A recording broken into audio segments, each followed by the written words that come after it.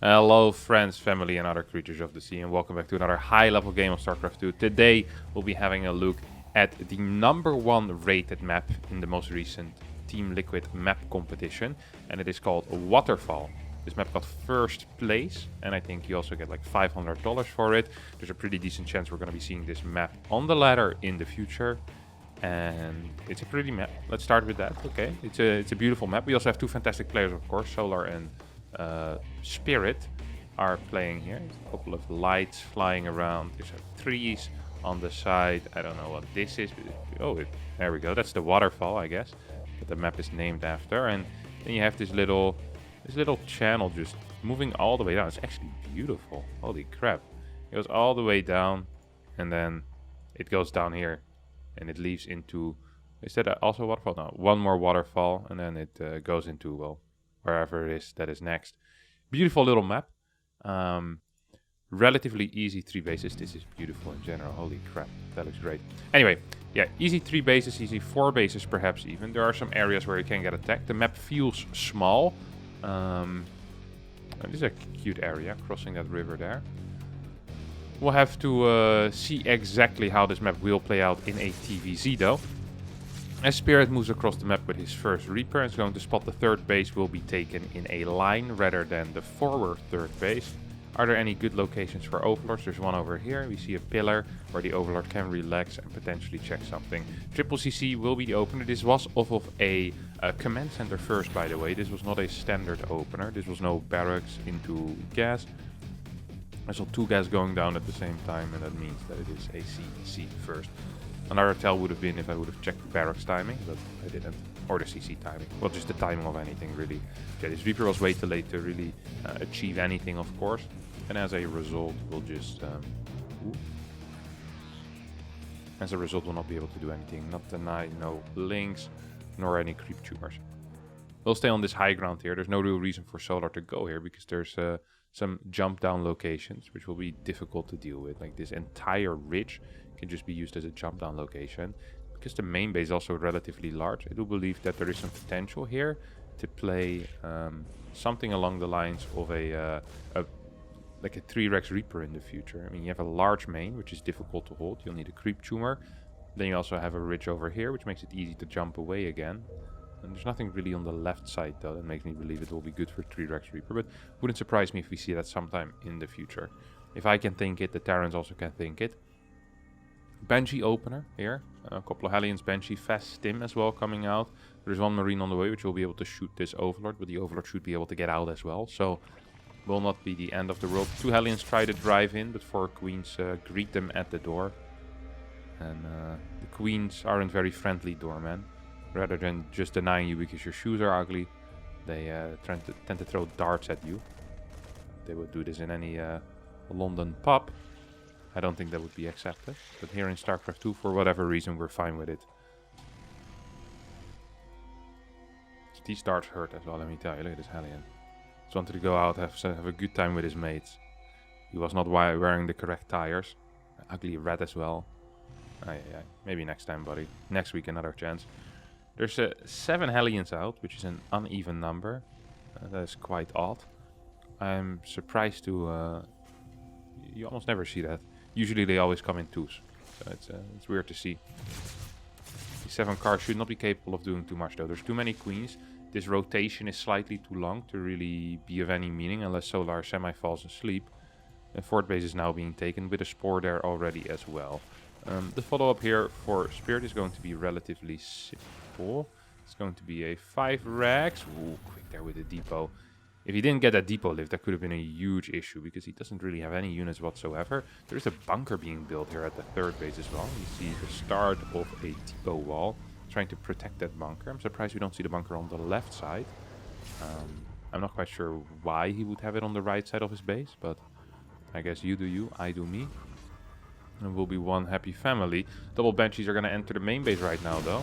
And these drones will not be a happy family. Half of the family gets ripped away from the hatchery. Well, 3 of them so far. These Banshees not getting too much damage on. This is a difficult area. Not a lot of dead space to maneuver around with air units.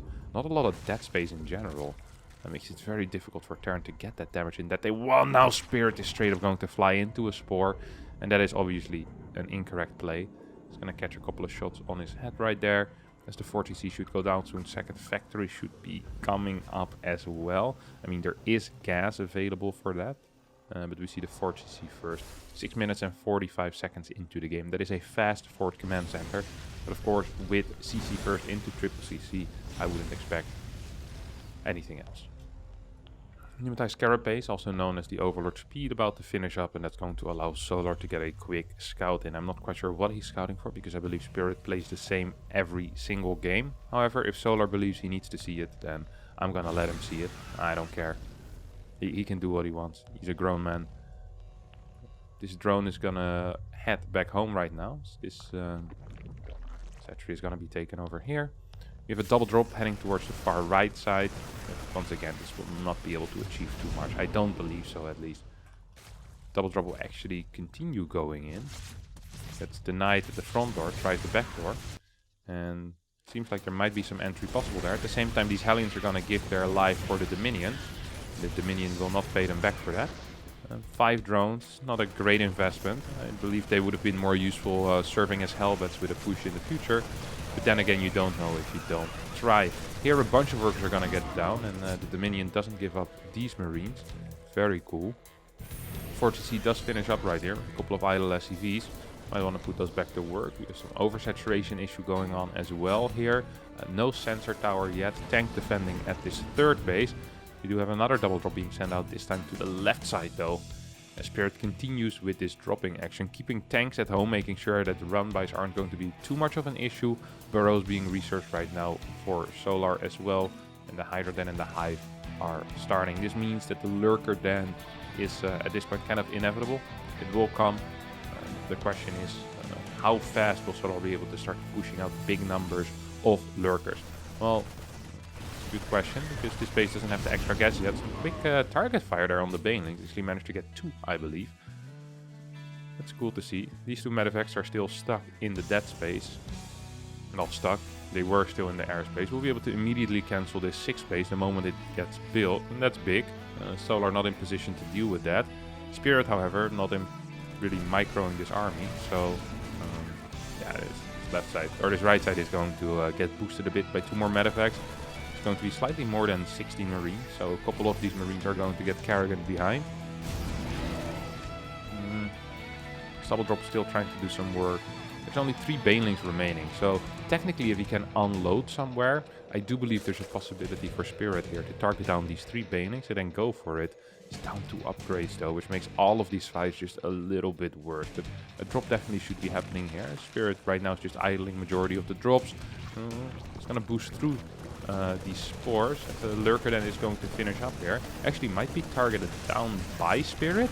If Spirit is paying attention, so far is just going for that Queen without a stim. Now decides to switch targets to the Hive and the Extractor. It's not quite what I would have suggested, but then again, why would you listen to my suggestions? So these drops are gonna get picked up, and these were the unlucky 3 Marines that did not hear that the music stopped and they had to take their chair. 2-2 finishes up, but these Marines will never see their weapons being upgraded. They died in a medevac to a Hydra shot. Very unfortunate. Scan will get used here, as a couple of these creatures will get taken out. And Spirit's been doing a good job at denying as much creep as possible, especially on that left side, where there is a lot of potential to start attacking this base. There is a crap ton of tanks, by the way, 8 tanks. There's 2 Vipers, 29 Banelings, and 111 Zerglings. 111. Course. Seismic Spines is about to finish up. 1 Baneling gets sniped. All the Marines die, except for 1. It's the reverse Kerrigan, as we call it. You leave the entire army behind, but you pick up the most important Marine. 5th base is being taken on the far right side. Extra orbital commands are already morphing, and I think that is completely the correct call. I love that Vikings are being built here as well. The Vikings are super useful to deal with these Vipers. Just having a couple of Vikings. First of all, they force abducts, and this sounds stupid, but it's actually nice to get things abducted that aren't tanks. And especially if they're Vikings, it's like, well, they're kind of cheap, they build fast. You know, it's better to lose a Viking than to lose a tank. So that's definitely a plus. And on top of that, they can deal some damage to these Vipers. If you get enough. Oh my god, this fight for Solar is is great, but he's going to clean up a lot of the tanks here. Some of the tanks not sieged up yet either. There's not enough bio here to deal with this. Solar's like, well, I think I can just kill absolutely everything, and he might just be right. This orbital's tanking a lot of damage. SCVs are going to get blasted by these Banelings as well. It's pure Hydra Link Bane so far, as Solar does have that lurker then, but isn't quite using it yet. Couple of snipes going down. Hydras will get taken out. As that right side 5th base is pretty important here for Spirit, and he does not have a backup command center to deal with this. This drop is not going to work out. Overall units lost is in favor of the Zerg. That is how poor the trades have been so far this game for Spirit. A lot of these drops not being capable of doing too much. And Solar, although he lost a lot of creep, is in a pretty decent lead, I would say. There is a command center here that can fly towards the 5th base. There is a planetary that's being built here at the 3rd. Kind of like a backup planetary. Or more like a backup orbital behind the planetary. A couple of tanks over there as well. Center towers will keep Spirit safe, hopefully for him. As 2 more Liberators with advanced ballistics will be built. There is no ship weapons yet. We do have the vehicle plating, but no ship weapons. So, curious to see. I wonder why he doesn't want to get any ship weapons if he's double starport reactoring out Liberators at this point. I would suggest getting them. 3-3 still hasn't started yet either. Liberators getting the priority here. Now, in some way I kind of do understand. Oh my god, this is a huge army. How does Solar have this many units? The ducks being used here on the Liberators. No EMPs are hitting. Honestly, these Banelings are just running through. They're getting tank shelled, but they don't seem to care. They're just going to right-click on this planetary, and now this army is going to go back. So you're like, hey, if I recall correctly, there was a command center here as well, right? Maybe we can do something about that.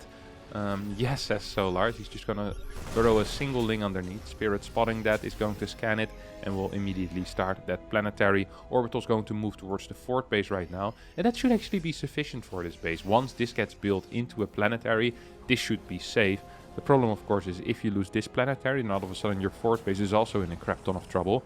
This is an easy map to split, though. You have this tricky base that might be difficult. Ooh, someone's going to go in again. This is not a well-synced attack, though. Tanks not quite in position either. Liberator's going to be sieging up. The splits, they have been okay so far. And this is the first fight where it feels like Spirit actually is getting a bit of a win as long as he doesn't lose that planetary. But he is going to lose that planetary. A couple of parasitic bombs going down as well, and every single one of these Liberators is going to take a lot of damage. And well, 2 of them will fall. The 3rd one will almost fall. And the 4th one, well, he just saw his mates get the disease and then die. But he's still standing better than he ever did. Lurkers continuing being morphed in right now. And actually going for an attack in the middle. Spirit focusing a lot of his defenses on that far right side. There's still an army as well over here, just standing in the natural that is not being used currently. Banelings are not going to connect. There's plenty of tanks still around. I don't actually believe that this should be possible. I don't think Solar should just be able to walk in here. And I think Spirit just kind of agrees with me. He says, hey, that is not going to be possible, buddy. And these command centers do need to be repaired. Right side is looking very weak right now. There's no base there yet either. It is on the way, but it's already practically dead. It is burning. Probably needs to be repaired before it makes a landing there. Because this is extremely scary. With only 130 HP remaining, a couple of Hydra shots can just take it out. Liberators are now rotating towards that right side.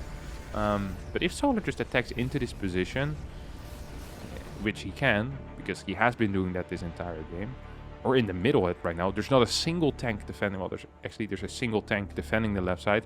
There's 2 tanks over here in the middle. Here comes Solar once again. I think this needs to be a lift on this base. There we go, good lift. Tanks are going all the way back. Really just a line of tanks, and these Marines and Marauders dishing out a lot of damage. Banelings will get a couple of good connections actually, and Liberators will also get taken out. And once again, I'm surprised at how well Solar's army is dealing with these sieged up positions. Sure, there are no ghosts ready, and perhaps 5-6 tanks isn't enough, but it feels like that Solar's just breaking through every single time really easily. No mines in this army. Make it easy for the Banelings to get the connections that they want to, and perhaps the splits at times haven't been absolutely perfect. This is the first bit of action on the side of Solar,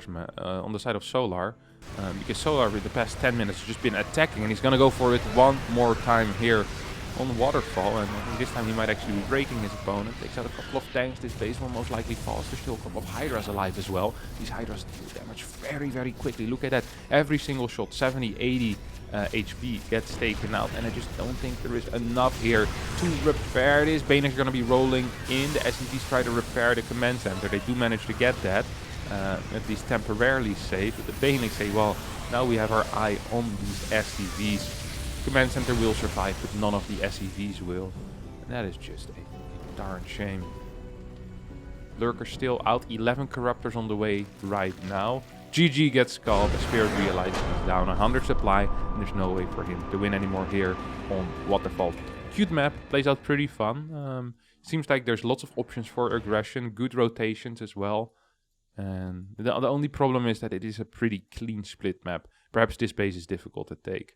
And this one also. We'll have to see how it plays out in the future. I do believe we might be seeing this one on the ladder. It looks like a fun map to play at least. It's very pretty. I'll thank all of you for watching. Thank you so much. I hope that y'all enjoyed it. If you did, don't forget to hit the like button, subscribe to the channel. And I'll see all of you next time for a new video. Thank you, and bye-bye.